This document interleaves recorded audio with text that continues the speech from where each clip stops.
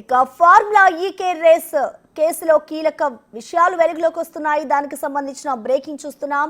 Approver గా మారేందుకు IAS అధికారి అరవింద్ కుమార్ సిద్ధమైనట్టుగా తెలుస్తోంది.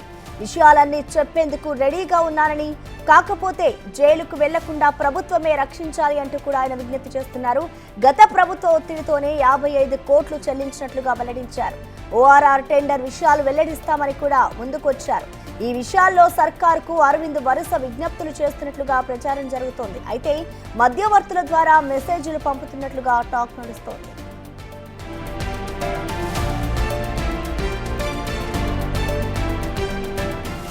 ఫార్ములా ఈ కార్ రేసులో జరిగిన నిధుల గోల్మాల్ పై గత మున్సిపల్ శాఖ మంత్రి కేటీఆర్ ను A1 గా, మున్సిపల్ శాఖ సెక్రటరీ అరవింద్ కుమార్ ను A2 గా, హెచ్ఎండిఏ చీఫ్ ఇంజనీర్ గా పనిచేసిన బిఎల్ఎన్ రెడ్డిని A3 గా ఎఫ్ఐఆర్ లో ఏసీబీ పేర్కొంది. త్వరలో కేటీఆర్ అరవింద్ కుమార్ ను విచారణకు పిలిచేందుకు పోలీసులు సిద్ధమవుతున్నారు. ఈ కేసులో తాను అరెస్టు కాకుండా చూడాలని ఐఏఎస్ అధికారి అరవింద్ పెద్ద ఎత్తున లాబయింగ్ చేస్తున్నట్లుగా చర్చ జరుగుతోంది. అయితే ప్రభుత్వ నిధులను నిబంధనలకు విరుద్ధంగా ప్రైవేటు కంపెనీకి అప్పగించడంలో ఆయన కీలక పాత్ర పోషించారనే ఆరోపణలు ఉన్నాయి.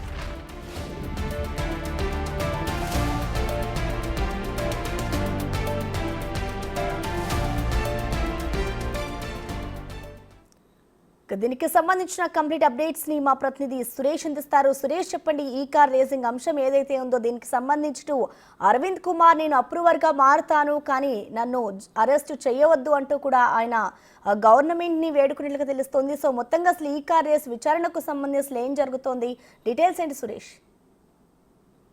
ఫార్ములా ఈ కార్ రేస్ కు సంబంధించి ఏసీబీ దూకుడు పెంచింది. ఇప్పటికే చాలా కీలకమైన డాక్యుమెంట్లన్నిటిని కూడా తెప్పించుకొని వాటన్నిటిని పరిశీలించింది. ప్రైమరీ ఇన్వెస్టిగేషన్ కూడా పూర్తి చేసినట్టు తెలుస్తుంది. ఇక విచారణకు కేటీఆర్ ని, అరవింద్ కుమార్ ను, బిఎల్ఎన్ రెడ్డిని ముగ్గురిని కూడా నోటీసులు ఇచ్చి ఈ రోజు లేదా రేపు విచారణకు పిలిచే అవకాశం కూడా స్పష్టంగా కనబడుతుంది. ఎందుకంటే ఈ నిధులు విదేశీ కంపెనీకి మళ్లించడంలో కేటీఆర్ ఆదేశాల మేరకే అరవింద్ కుమార్ నడుచుకున్నానని చెప్పేసి కూడా ఆయన గతంలోనే చీఫ్ సెక్రటరీకి వివరణతో ఒక లెటర్ రాయడం జరిగింది జనవరిలో. ఆ లెటర్ లో కూడా అనేక అంశాలు పొందుపరిచాడు. కాబట్టి ఇప్పుడు తాను ఈ కేసులో ముద్దాయిగా కాకుండా నేను అప్రూవల్ గా మారుతాను, అసలు ఈ ఫార్ములాకు సంబంధించిన కార్ రేస్ లో ఎలాంటి అగ్రిమెంట్ జరిగాయి, ఏమేం జరిగాయి అనే విషయాలన్నీ కూడా నేను ఏసీబీ ముందు విచారణలో వెల్లడిస్తానని చెప్పేసి కూడా ఆయన అప్రూవల్ గా మారేందుకు సిద్ధంగా ఉన్నట్టు ప్రభుత్వానికి విజ్ఞప్తులు మధ్యవర్తుల ద్వారా చేస్తున్నట్టు తెలుస్తుంది. ఎందుకంటే తనకు ఎలాంటి సంబంధం లేదు ఈ కేసులో.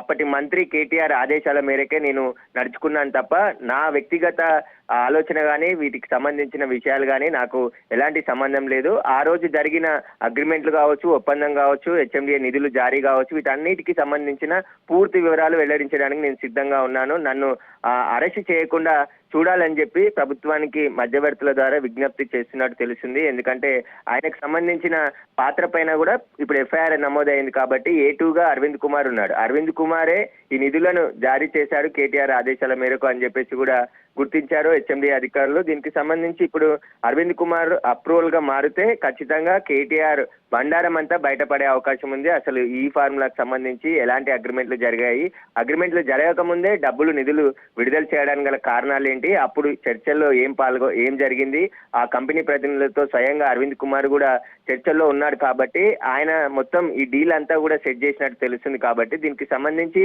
పూర్తి విషయాలన్నీ నేను చెప్పడానికి సిద్ధంగా ఉన్నానని చెప్పేసి ప్రభుత్వానికి తెలియజేసేందుకు మధ్యవర్తుల ద్వారా ప్రయత్నాలు చేస్తున్నట్టు తెలుస్తుంది. ఒకవేళ అరవింద్ కుమార్ అప్రూవల్ గా మారి ఏసీబీ ముందు స్టేట్మెంట్ ఇస్తే ఖచ్చితంగా ఏదైతే కేటీఆర్ కి సంబంధించిన పూర్తి ఆధారాలను ఏసీబీ సిద్ధం చేసి పూర్తిగా వారికి కావాల్సిన వివరాలన్నిటిని కూడా అరవింద్ కుమార్ దగ్గర తీసుకొని కోర్టులో కూడా ప్రొడ్యూస్ చేసే అవకాశం కనబడుతుంది. ఎందుకంటే ఈ నెల 30 వరకు కేటీఆర్ ని అరెస్ట్ చేయొద్దని చెప్పేసి హైకోర్టు తాత్కాలికమైన ఊరట ఇచ్చింది. కాబట్టి ఆ ఊరటను కూడా కొట్టివేసే విధంగా కోర్టులో వాదనలు వినిపించే అవకాశం కూడా స్పష్టంగా కనబడుతుంది. ఈ కేసులో ఆర్బీఐ రూల్స్ కూడా ఎక్కడ కూడా పాటించలేదు.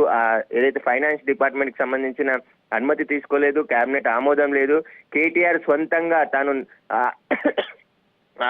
ఆదేశించడంతోనే ఈ నిధులన్నీ కూడా ట్రాన్స్ఫర్ చేసినట్టు ఒప్పుకోవడం జరిగింది. కాబట్టి ఇప్పటికే ఈడీ కూడా ఈ కేసుపై దర్యాప్తు చేస్తుంది. అక్కడ వేగవంతం, ఎందుకంటే ఇప్పటికే హెచ్ఎండిఏతో పాటు మున్సిపల్ అడ్మినిస్ట్రేషన్ కు అనేక లేఖలు రాయడం జరిగింది. ఆ లేఖల ద్వారా తెప్పించుకున్న ఆధారాలన్నిటిని కూడా ఈడీ పరిశీలిస్తుంది. ఒకవైపు ఈడీ, ఇటు ఏసీబీ రెండు కూడా విచారణ జరుపుతున్నాయి. ఖచ్చితంగా ఏసీబీ అయితే ఈ కేసులో కేటీఆర్ కి నోటీసులు ఈ రోజు లేదా రేపు ఇచ్చే అవకాశం ఉంది.